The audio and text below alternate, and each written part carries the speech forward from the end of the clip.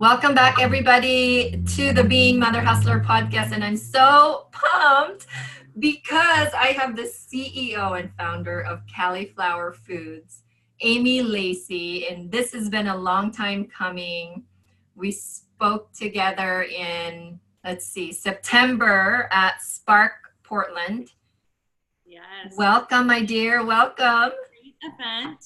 I'm so excited and honored to be here. So thank you. I think what you're doing for mothers and just women in general is amazing. So kudos to you. And I'm honored to be on this. Yay. I'm really excited to hear your journey. I heard a little bit of it, but I think when we have a focus on podcast, it's super more detail. Yes, we only have 50 minutes, but it's going to be a lot more detail, very organic. So just tell us your story. Let's start with your childhood and how that was. And when you tell that story of your childhood, I want you to sort of take us through from there to adulthood, and what kind of lessons did you learn from your parents that you really took with you when you became an adult? Yes. Woo. Do we have like 8 hours?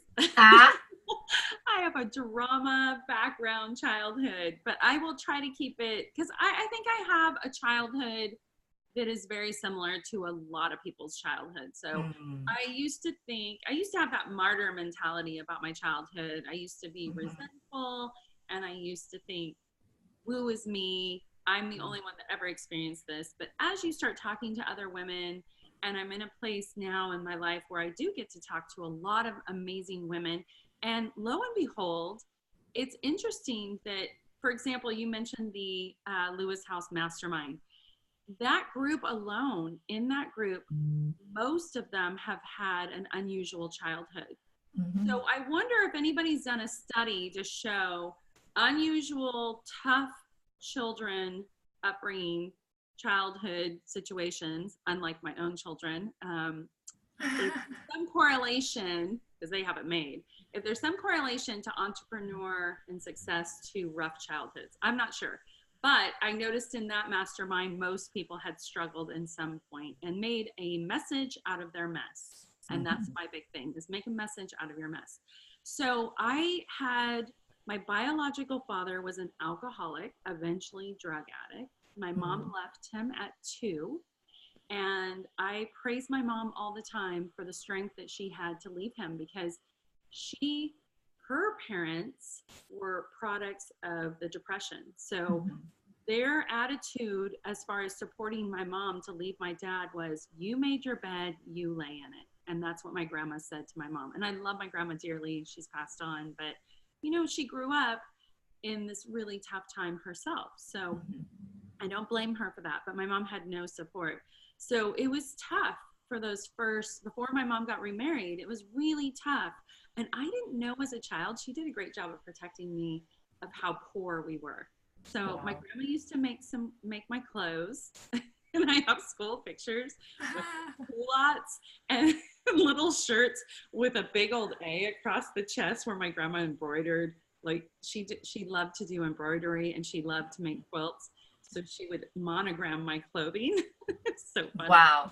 But my mom and we were together for a long time, and it was just the two of us. And she did a great job of doing the best she could being a working mom.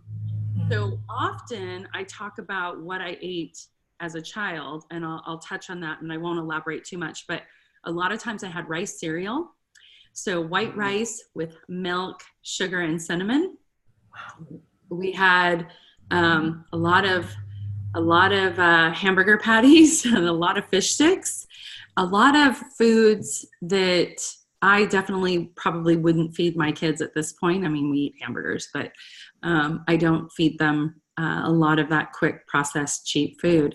But I know my mom did the best she could. So I don't blame her for that. I just, she did the best she could. So I talk a lot about that in my cookbook, is how I grew up eating certain things and how you can make them so much better now. And so then my mom, I don't remember my mom ever bringing like men to the house or dating. But all of a sudden, when I was 11, my mom was getting married. Like she secretly like dated this man who is my stepdad today. And all of a sudden she was getting married. And we were moving. I was changing schools and she was getting married. And so I became very, it's like I had all of her attention. And by the way, growing up, my dad would say he was going to show up and then he wouldn't. And I was that kid on the back porch waiting for my dad who never showed up. So I had a lot of insecurity issues. And so I was that dad. You know, I know I was warned that I should get tissue. I probably should have some tissue really quick because I'm getting to the part where my tissue when I reflect on my teenage years. So hold on. Is that so bad that I didn't have it? You warned me in an email. This is what happens. It's so funny. No one ever believes me when I say that. And then they come to the podcast and they didn't bring a tissue and then the emotion starts popping up. And I really love what Amy is saying about the correlation between a rough childhood to successful entrepreneur, because I think as bad as it was, our childhood forms a lot of courage in us when we go through this. I was just talking while you were getting your tissue. I'm so sorry. She did the job of warning me. I feel like I've talked about this a lot lately, but I went years without ever talking about it. But I feel like went to this life coaching event and I opened up for the first time about it. And I'm like, okay, it's time to share that experience because I want people to see my success and know that it wasn't handed on a platter, that I had trials and tribulations and a lot of insecurities. So back to my mom remarrying, a great guy. But at 11 years old, when your hormones are changing and you've never had a man really in your home or in your life, because my real dad, my mom left him when I was 2, like I said, all of a sudden we were supposed to be this instant family. And I wasn't accepting it. Like I just wanted my mom to myself again. And I didn't know how to process all these emotions I was feeling. So I went to live with my real dad because I felt like I just decided that my mom didn't love me anymore and that she loved her new life better. And I was going to go live with my real dad. And all of a sudden I became a fan of this man who continually really betrayed me as a child, leaving me on the back porch, waiting for him to come and not showing up. And of course I've forgiven him. He had a disease. He's no longer with us. Alcohol killed him, but he had a disease. So I went to live with my real dad. And my real dad lived in this apartment complex. And he was a bartender. Ironically, he was an alcoholic and a bartender. Wow. So, he went to Chico State. He was a history teacher. He had been fired from that. And he became a bartender and an alcoholic. So he was a successful man at one point in his life. And while living with him, I was alone a lot in this apartment complex. And I used to go down to the rec room and I would, swim in the pool and the hot tub. And one night I was down there and this is where it gets really tough because I've only shared this a few times. And I was sexually assaulted by another person that was visiting that apartment complex. And I won't go into great details. And you were 11. At this point I was 12. Oh. 12 at this point. The marriage, all of there's a lot there that I'm leaving out, but a lot of fighting, a lot of not accepting the new house and how it was going to be. And rebelling against that. And so going to live with my real dad, I think I had been there about 2 months and now I'm getting like, really, you do bring it out. Girl, you just do it because this is how you heal. The more, and when you talk about these things, because I know that we try to keep a lot, and I just, like literally this podcast have healed me by accident because of the stories that I hear women share. Well, my story has a lot of domestic, as a child watching my mom and dad, domestic violence. But when you share these stories, because we bottle it up for so super long, not only that you feel good after, and so you're cries or your tears are healing tears. Yeah. But you also give a lot of people permission. Like you said, you're not the only one that went through it. So by sharing your story, you already know that it's going to give so many people Yeah. permission and impact. Yeah. So that night was really tough. I managed to get out from under the situation and run into the rec room and go into the bathroom and lock myself in the bathroom. And there was a little tiny window, so I couldn't get out of the window. I just stayed in the bathroom all night long. And Wow. the person that attacked me um, got away with it, basically. I never saw him again. So I never told, I kept it to myself, but I was violated pretty big time. And so what I did was I ran away from my dad's house. So I went to live with a girlfriend of mine who I had told everything to. And she too came from a rough background. She lived in a double wide mobile home with her mom and her grandmother and her two sisters. So I went to stay with them for a while. And my mom was trying everything at this point. She had me seeing counselors. She knew nothing about what happened at the apartment complex. I kept that very close to my chest. And like a good mom that she is, she did everything she could to get me to come home. So she had me in counseling. And basically, she went to the extent of getting the police involved. And unfortunately, my friend's mom was like, you can't stay here because I'm now getting in trouble. So I ended up going to a temporary foster home. And yeah, so that was interesting. I ran away from the foster home. Wow. And yes, and I think about that now. I've relived some of this recently because my daughter is 14. And when she turned 12, I started feeling the feelings inside that I remember feeling back then. And of course, where I live today is where I grew up. And so my daughter is around, she's in the same little environment that I was, but it's changed so much. I mean, I'm almost 49. It's changed so much. I can't imagine her just running around, on the street. I mean, I remember I slept on a park bench one time. I can't even imagine her doing that. So the long story short, my mom and my stepdad finally said, look, you have to go live with your aunt and uncle. Like, you need to get out of this environment. They blamed a lot of it on my friends. You need to get out of the environment and go live with them for a while. So I did. I moved just outside of Portland, Oregon, and lived with my aunt and uncle for about 6 months. And my aunt and uncle poured into me. My aunt spent a tremendous amount of time with me. She had a farm. So I used to milk cows. I worked with horses. She taught me how to sew. It was really a whole different environment. And I spent a year with her, and then they also enrolled me in school. And I can remember my uncle doing algebra, and he would sit down and spend time with me doing homework. And that was something, and this is not a judgment on my mom, but again, she was so busy as a working mom. I don't remember ever having somebody sit down and do homework or read to me or any of those things. And it's no judgment on her, because it's something that we do, nightly with our kids. It's just, it was her circumstances. So having them pour into me really changed my outlook on life and changed my perspective on things. And when I came back home, I really just cleaned up my act. And I'm grateful that I never did drugs, or I was never sexually promiscuous, because maybe I wouldn't be here today. So often kids that run away from home end up on drugs or pregnant or prostitution.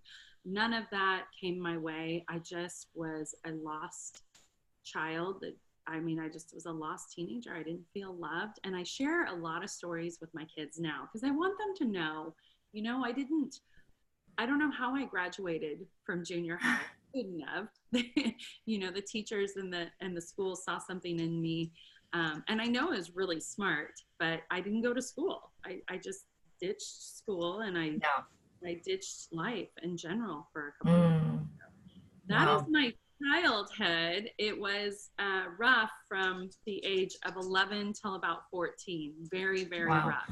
What is it in that childhood that you take with you now as, well, you're an entrepreneur, you're a CEO, you've built this amazing multi-million dollar company that is still like you haven't even scratched the surface because the potential in your company is so huge. So and it's interesting how you said about the correlation between successful entrepreneurs and a rough childhood. And this is why exactly I want everybody to share their childhood in every single guest of mine, because I truly believe there is a correlation.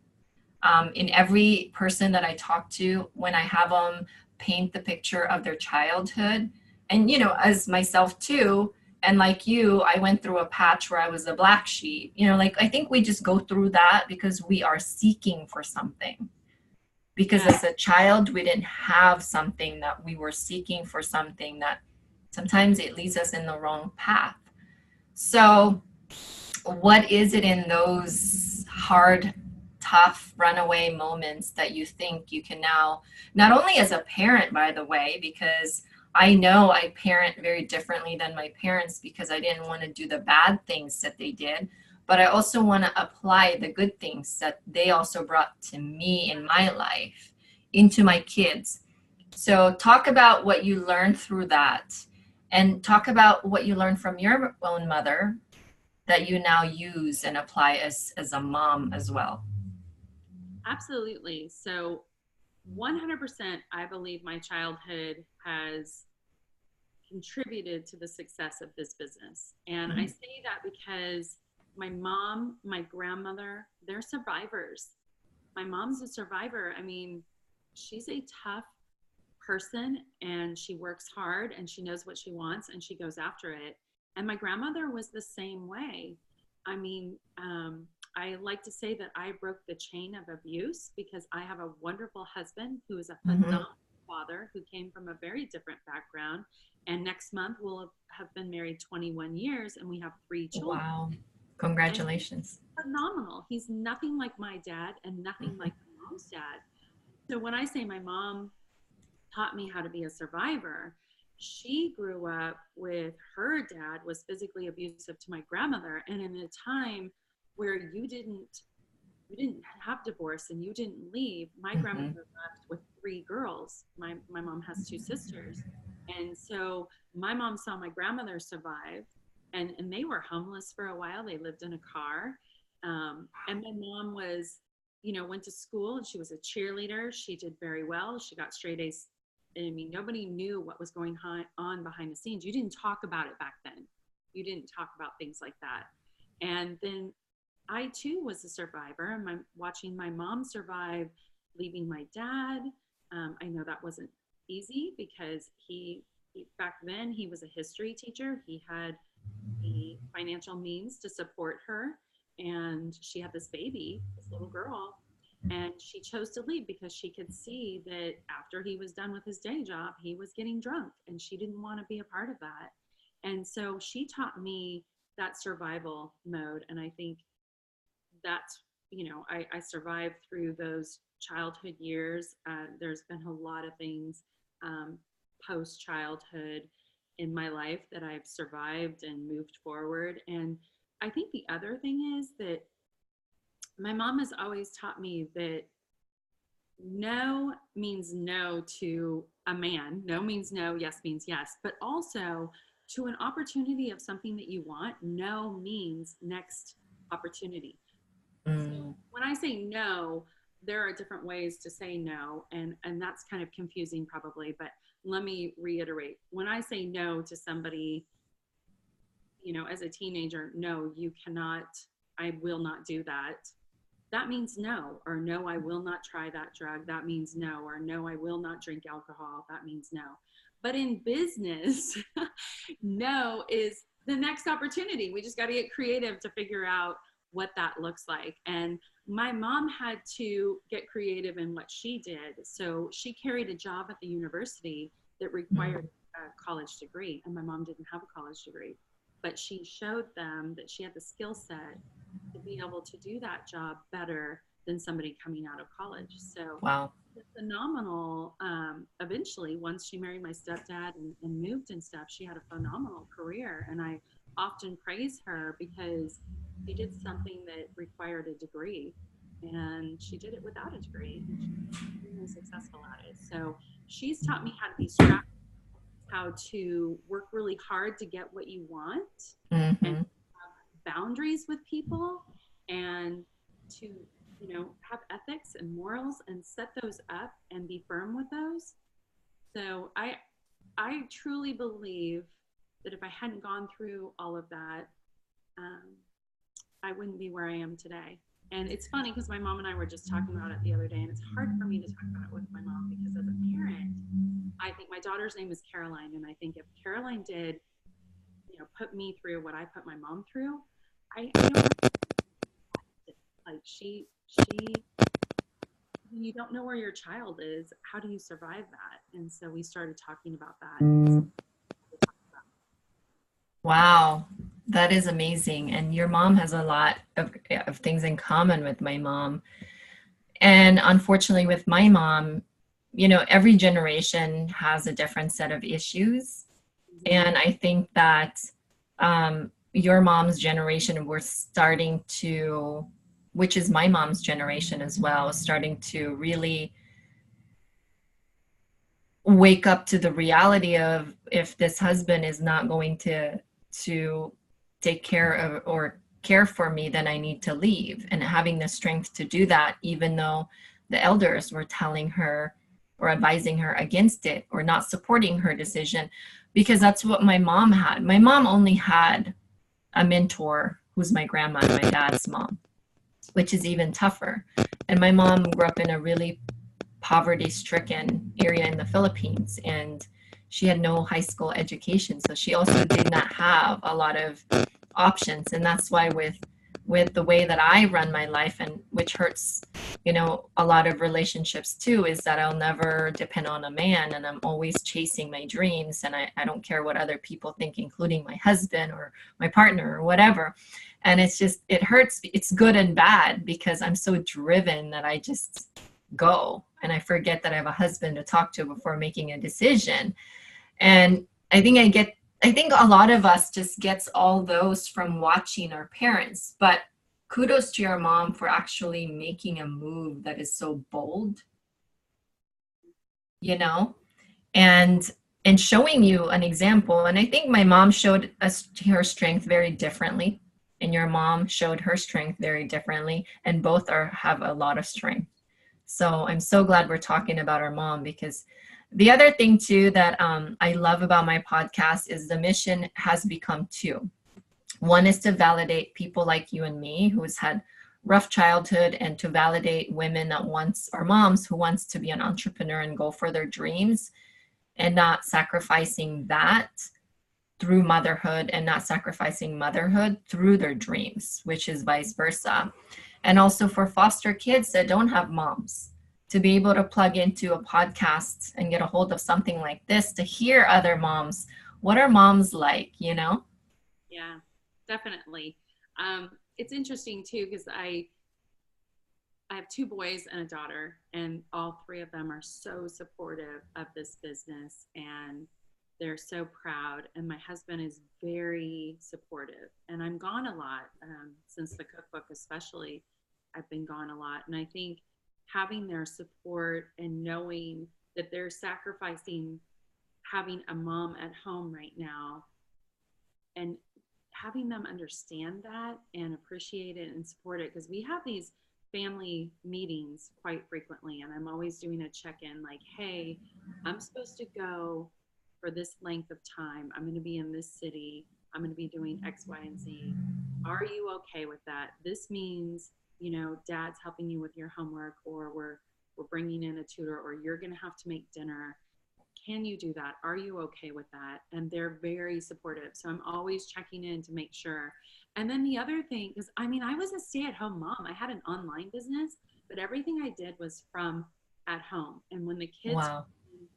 were in school, when the two older ones were in school, I was room mom. I was at the school all the time.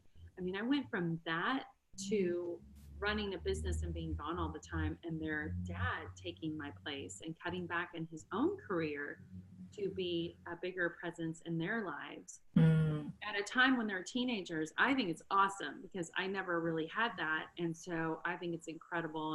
And I'm so glad that Caroline gets to have, and James and Grant gets to have a dad so involved in their lives, to the point where he's like, making them dinner, doing homework, some of the things that moms typically do, going on their field trips. That's another thing I've been doing.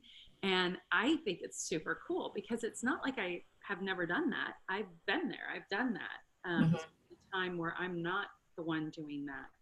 And we've always said, Jim and I have always said, we have the means for me to stay home. And now we have the means for Jim to stay home, if so be it, that we would never have a nanny. And there's no judgment on people that have nannies. I do not judge at all. But we've always said that one of us would be home. And so it's kind of cool that it's flipped and he is willing to do it. And the thing is, he worked really hard to get to where he is in his career. He's a physician, so he went through medical school and residency and internship, and he's dedicated years of his life to get to where he is. So to have him literally sit down with me and say, Amy, let's do this. I'm okay to cut back and be a dad so that we can do this other thing. And it's awesome. It's so cool to have that kind of support, and it's rare. I think it's rare. I love it because a lot of women are rising above the entrepreneurial world. And I think and I know that before it used to be, there's always a woman behind a man's success. But seriously, the guys are stepping up to the plate. And my husband is the same way as Jim. And it's funny because we're so parallel. Like when I started my insurance practice, it was in '08, which my dad always says, you always do everything crazy, And my husband got laid off from his job. We were going to depend on his income. And that was like a double struggle for both of us. And he's a man's man, probably like Jim.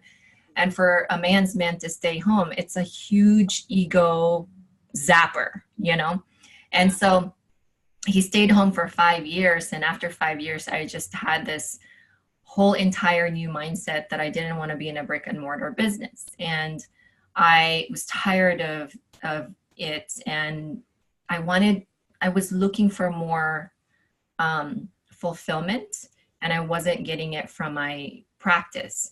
And so it flipped. So then I became a mother hustler where I'm mostly bussing around my kids, volunteering at school, and my husband's bringing the money home, but I'm still bringing money home, but not as it used to be. So there's like these sacrifices. And then it just opened up the door for me. And I'm only working, I was only working while the kids, and then by this time the kids are in school. So I have this small window to be able to hustle. And I really compliment my husband for that. So is Jim, because I often compliment him in a way where I say sometimes Ty is a better mom than I am. He will read to the kids, and I'm like this tired mom that just wants to put my feet up the couch and ottoman and just lay there and drink my wine while my husband is reading to the kids, doing the homework, sitting next to them, tutoring them, teaching them. And I'm like, oftentimes when you're a mother hustler, there's a man supporting you. And, obviously if you have a spouse or a husband, and they have no problem whatsoever if you're killing it while they're reading to their children, because they also grew up watching their dads being absentee, and they don't want to do that. You know what I'm saying? So it's changing a lot. Women are changing a lot, but the guys are stepping up to the plate. Yeah, definitely. I mean, Jim is really blessed. He had a dad that was very hands-on, but he was a captain in the Navy and he was gone a lot too. So Jim helped his mom out a lot. He was the oldest of 4, and they're a very tight family. So I know when I first met Jim and he took me home, I called my mom and I said, it was like I got to see what a family looks like with siblings. And I'm like, okay, I I want to be a part of this. So I was very attracted to the family in general and just what Jim grew up with. I was wanted that, and I knew no matter what, I wasn't going to have kids unless I could provide them with a stable family. That was top on my list. So Wow. I'm really excited. I have some friends who, I feel who have judged me about being gone a lot and not being home for your kids. And your kids, it goes so fast, and it's so true. It's so true. And so the advice I give, and the one that I take for myself, is one, I'm really excited that the kids get to see everything that's happening, and they know how hard I work. They know that sometimes I'm up at 3 a.m, a lot of times, and that I'm going to bed late, and it's a short-term sacrifice for long-term results. And I want to be that example to them, and their dad's that example. His example is work hard in school, get good grades, and it opens doors for you. And my example is be scrappy, work hard, and you can accomplish anything you desire. If you put your mind to it and manifest it, you can do it. And so where was I going with that? Well, your business now is just like, you're just a rock star. So tell. Well, I know where I was going with it, because I was talking about being judged. So when I'm home and I've been on trips, or when I know I'm carving out time, and I'm very specific with my time now, like I'm very intentional. I carve out specific times, and it sounds crazy to say I'm carving out time for my kids. Like that should just be an automatic thing. It almost sounds like a cold mom. But the reality is, when I carve out time, which is when I'm home every day, I will carve out specific intentional time. You put the phone away, you put the computer away, you do what they want on their level. So I'm not the parent, and I'm trying not to be the parent, my kids would probably argue this, that is yelling at them about playing video games. I'm trying to be the one that says, hey, okay, your homework's done, your chores are done, let's play it together. And I'm wanting to learn their video games so I can be present in their life at their level and what they want, and be very intentional about the time. So it's taken me a while to get there. I'm working off my phone, as so many people are, and it's frustrating for them to come in and try to tell you about your day, and you're in the middle, or their day, and you're in the middle on your phone. I know. So I'm very intentional about the time that I spend with them. And we've always done Friday family game night. And if it's not Friday night, it'll be Saturday night, sometime during the weekend, where we are just present and playing what they want to play. And so with those times that we have, that takes, it just means so much. And it's better than just being at home present, but not really involved. Yeah. Yeah, you're not engaged. You're just physically there, but you're not engaged with them. Mine, like, this is how I know I'm on my phone so much. I changed my ways, because my little Taylor, my 9-year-old, said, Mom, you love your phone more than you love Caden. And Caden's my oldest, but Caden is in puberty, and he doesn't want to hang out with me as much as the little one. So the little one, I lay with him for about 15 to 20 minutes before. And it's a tuck in time, but it's really not. And Mom just lays there with him, and we talk about life and what he wants to talk about, and no phone, no nothing. But I also give him permission, and I say, I need to give you guys permission, because Mom can get in the zone of her work. And if I'm in my phone too much, you need to call me out on my crap, because Mom is not perfect. And I tell my kids, like, I make a lot of mistakes. And also you have to communicate that to your kids, that you're just not perfect. And it's okay for them to speak up and ask for it, and ask for my time. And if the time is not enough that I spend with you, you need to say, can we do a little more? Like, you have to demand it, because you deserve it. Yeah. And so, and I have non-negotiables like you and my kids, like you said, you put them in you carve time out, and mine are mostly non-negotiable. I have non-negotiable. When I pick them up, I don't do my phone. We go to the playground, we talk about day and all that good stuff. So I'm so glad I'm not the only one. Yes. Now that is having a 16-year-old that's soon to drive. I have been very intentional about not getting on my phone. So it's really important to set that example, in particular with the phone, um, because pretty soon they're going to be driving and they'll be texting or talking. And I've seen some horrendous accidents now with Yes. who've been involved with texting. So I'm really purposeful about trying to be the example, in particular with the phone. And I Yeah. love you. I think at the next meeting we have, I'm going to ask them to demand my time if they feel like I'm not giving it to them. Yeah. My latest thing is that I kind of put myself on the back burner for this business as far as self-care. And so my new Mm. thing is self-care. And I'm like, well, how am I going to do self-care and promote a cookbook and run this multi-million dollar business and still be present with my kids? So the latest thing that we're doing is we're doing exercising together, and it's been so much fun because my daughter plays basketball, so we all go out and play basketball together.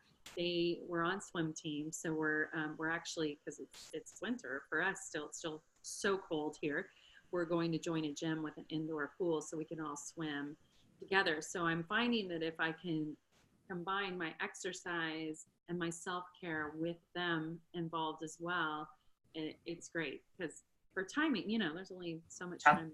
You can integrate it. So like talk about the balance, because I think a lot of moms come to me and ask me, how do you, because they see social media, I've got my kids and hustling, I'm doing all this, I'm doing podcasts, like how do you do all that? Like how do you find the balance to do all that? And I just always say, girl, there's no balance, you you just like the faster you can absorb that information and capture that there is no such thing as balance.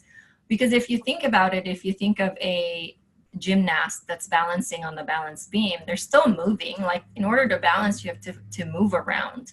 And like you can, I said there's just life work integration sometimes, or self-care and family integration, which exactly what you're doing. You're integrating two things so that you can save time and you can do both at the same time, which is phenomenal that you're starting to like really figure that out. And you're also aware with self-care, because I know you have some health stuff going on and you shared that at Spark. So I know, but the health stuff that you have is almost like an asset to you, because even though it's um, such an ironic thing to say, because that is what birthed your business. So tell Yeah. us how Cali'flour came about. So, and it's interesting because, well, I'll tell you, I was diagnosed with an autoimmune. It's kind of a cluster mess of a situation that happened. But basically, surgeries, I ended up getting a pulmonary embolism. We were looking for why, if I had a clotting disorder, why I ended up with the PE. And I had been getting rashes, but I had been treating it with steroids. We lived in the canyon at the time. I thought I was getting poison oak we had two golden retrievers. I figured they were giving me poison oak. Wasn't sure how it was getting on my chest because I don't rub up against my dogs, but I was like, whatever, I have poison oak. We're treating it. And then lo and behold, when I was diagnosed with connective tissue disorder, it all made sense why the rashes were there.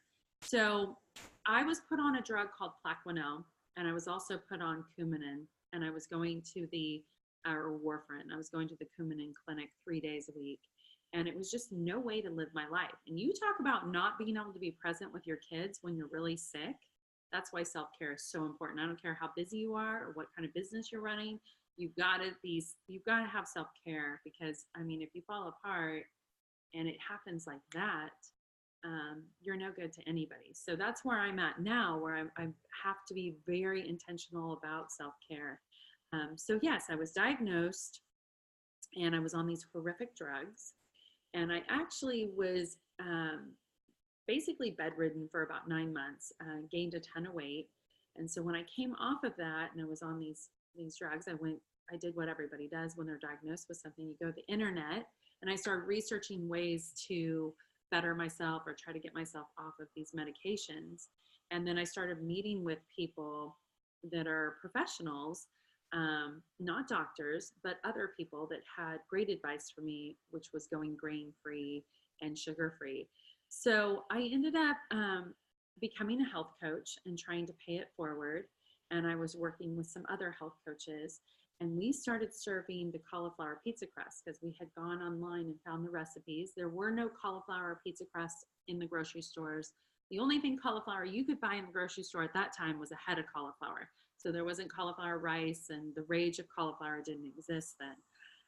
But it was online. They had a lot of great recipes, and so we started playing with those. And then we used to have this thing called healthy happy hours. So we didn't serve alcohol. We served healthy smoothies and different things, and we talked about health. And so then we started bringing the cauliflower pizza crust to those events. I tested it out on my family. My family was part of the creation of it. My oldest, who's 16, James, that I talk about a lot, doesn't eat vegetables, and he would eat it. So I knew it was something good for kids. And then we were convinced that we should take it to farmers market. And in Chico, California, we're in Northern California, we have one of the larger farmers markets, and it was very successful at farmers market. So then one thing led to the next, where we went from farmers market to selling it online, and now we're going in grocery stores nationwide. And that's how it came about.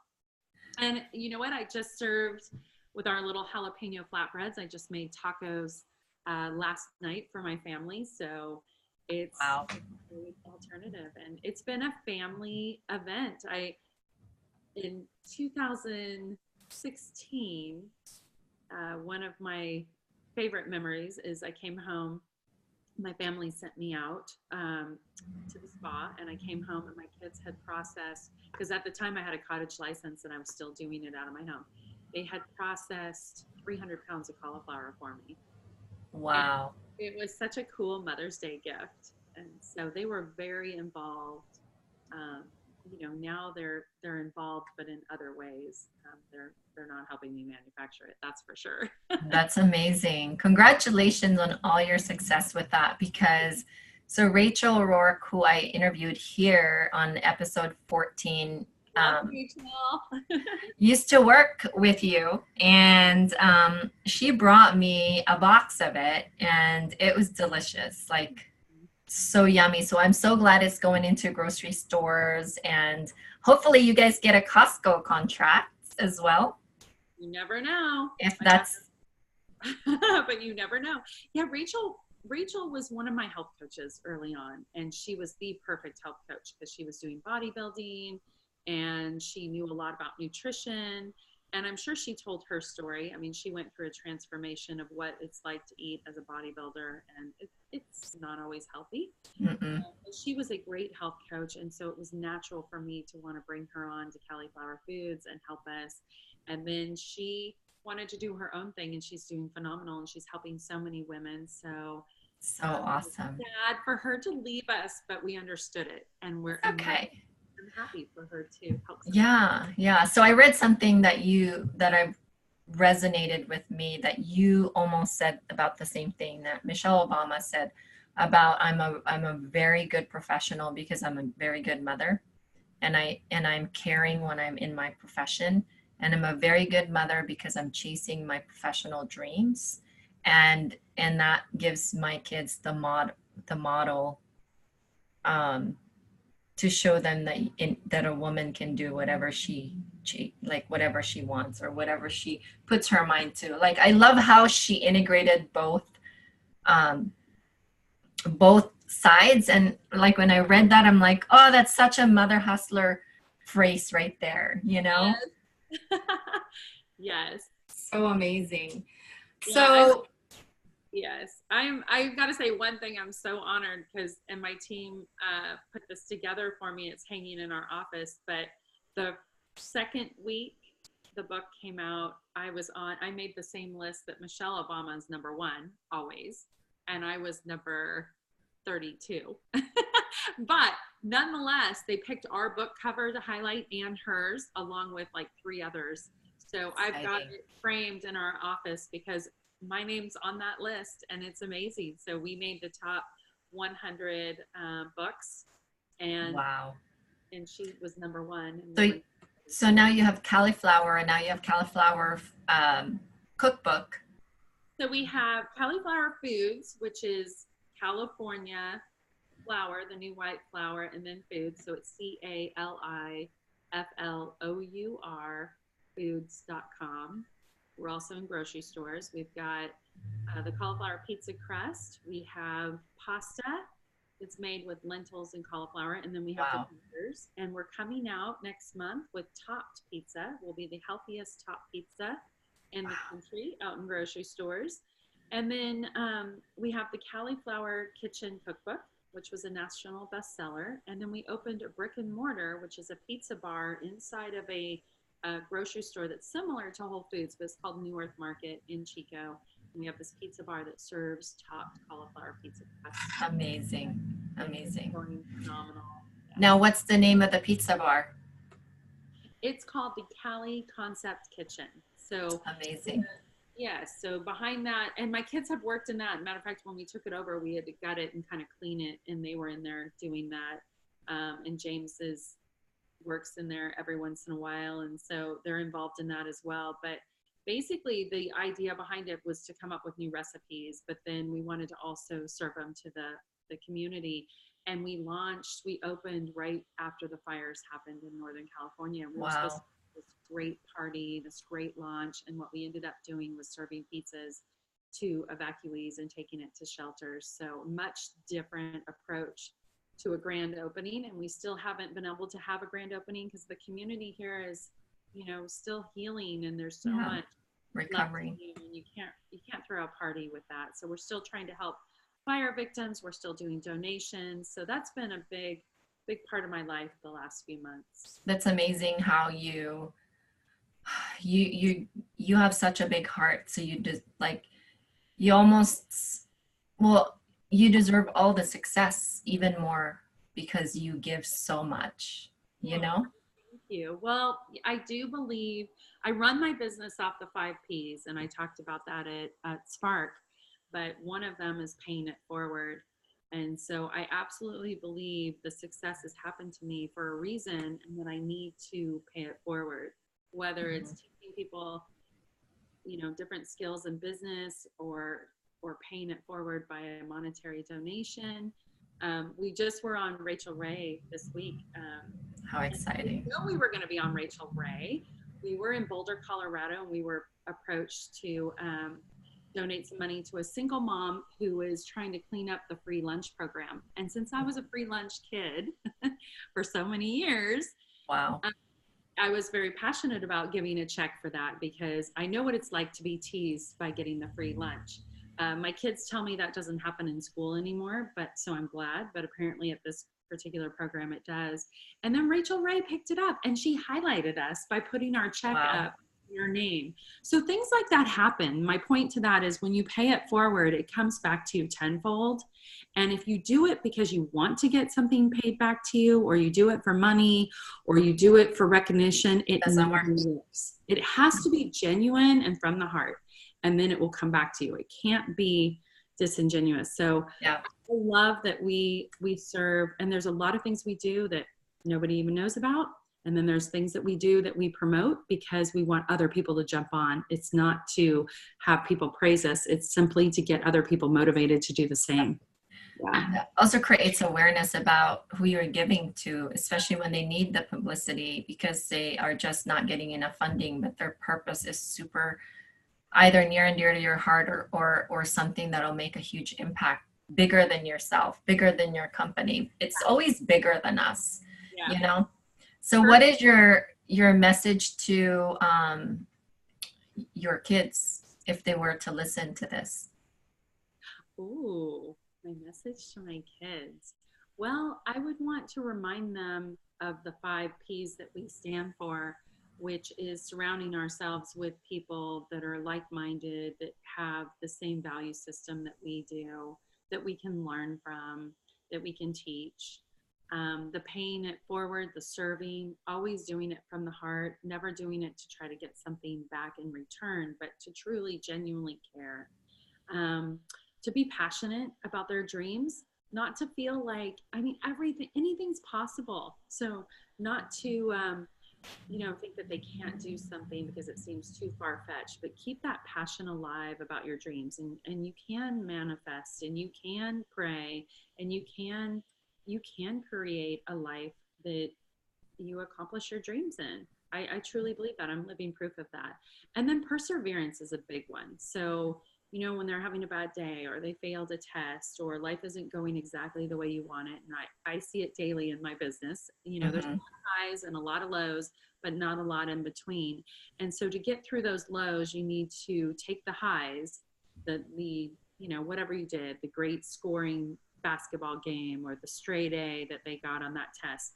Take that feeling and let it help you guide you through the not so great times, because there's going to be that, and they need to see that. I need to not protect them from that. I want them to have some difficult challenges so they learn how to persevere through those.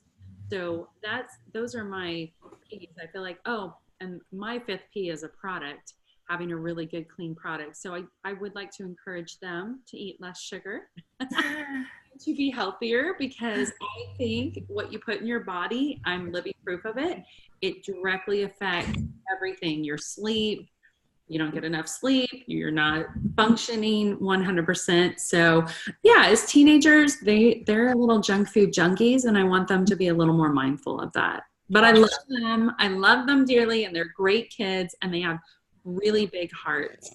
That's great.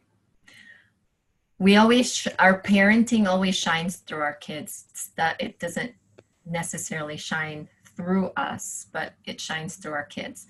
What is your message to your? Don't. Is that scary?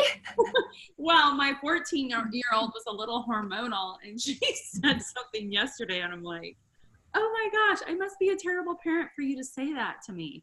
So, hey, one thing as parents, we have to realize, and we have to stick together, that, our kids aren't perfect, and they're going to say and do some things that are horrible, and you're going to be like, where did that come from, and how could you do that? But well, sometimes they go through the puberty stage, and it's such a great excuse, and I think we give them a lot of grace during those stages. What about your mom? If she was to listen today, what would you tell your mom? I try to tell her all the time now. I'm so grateful to her for not giving up on me as a teenager. I'm so grateful for her to be the strength and the example of what it's like to be a mom, a single mom, a hardworking mom, even when she wasn't single, a mom that sets boundaries. I really love her and appreciate her, and I'm so grateful for her. Absolutely. Wow. Okay, before I go to my last question, this is your time to shine, and you've been shining through the whole episode anyways. But I just want to commend you first before you tell us where to find you, and if you have any freebies to give. Commend you for just going and chasing for your dreams, regardless of your health situation, because, then that's probably fulfilling you and making you a lot healthier, because you're going through the pursuit and you are super successful. Many of us look up to you. So thank you for showing up the way that you do. It's super fun to watch, and how you've grown, and your cookbook. I can't wait to order your cookbook. I know it's going to be good. I'm sending it to you. You don't have it. So tell us where to find you, Amy. So the cookbook is everywhere books are sold. So I'm proud to say that. It is even in grocery stores now. Not every grocery store, but a lot of grocery stores. So you can definitely find it at Barnes & Noble, and you can find it on Amazon. So it's called Cali'flour Kitchen. And like Cali, not Cali, C-A-L-I. And it's 125 recipes, not necessarily pizza, but all using cauliflower. You would be amazed. I am living proof. I did not like cauliflower when I first started this journey. It wasn't a vegetable you found in my house. So I love it now. It's a staple. It's amazing. So definitely get the cookbook. It's great. And the one thing about the cookbook too is it's got a little key on the side, like a map key. So if you're doing any kind of particular program like keto or paleo, it'll tell you if the recipe fits that. But if you're vegetarian, vegan, it will tell you that as well. If you're grain-free, gluten-free, it'll tell you that as well. And all of the recipes are gluten-free and grain-free because I am. And I didn't want to make any recipe I couldn't eat. And it's beautiful photography. Amazing. Because I'm the girl that has to see. I'm a visual. So if I'm using a cookbook, I have to have a picture of what I'm cooking. Yeah, got it. That was one of my things that I told the publishers, got to have a picture for every recipe. And then our products are on CaliForniaFlourFoods.com or in stores probably near you. We have a store locator on our website, and we have new products coming online. So join our email list because we do recipes, contests. We have new products. You're the first to get to see and taste the new products if you're on our email list. And for your viewers, I'd love to give some of your viewers, and you can tell me how many you want to do because I'm game to do as many as you want. But the cookbook, our grocery bag, which we sell and we donate the proceeds to charity for the grocery bag. It's an bag. It's very cool. It holds 125 pounds. Then some of our products as well. I've got amazing spaghetti that just launched in February, and it is incredible. It holds together. It's a vegetable and a pasta. Your kids will love it.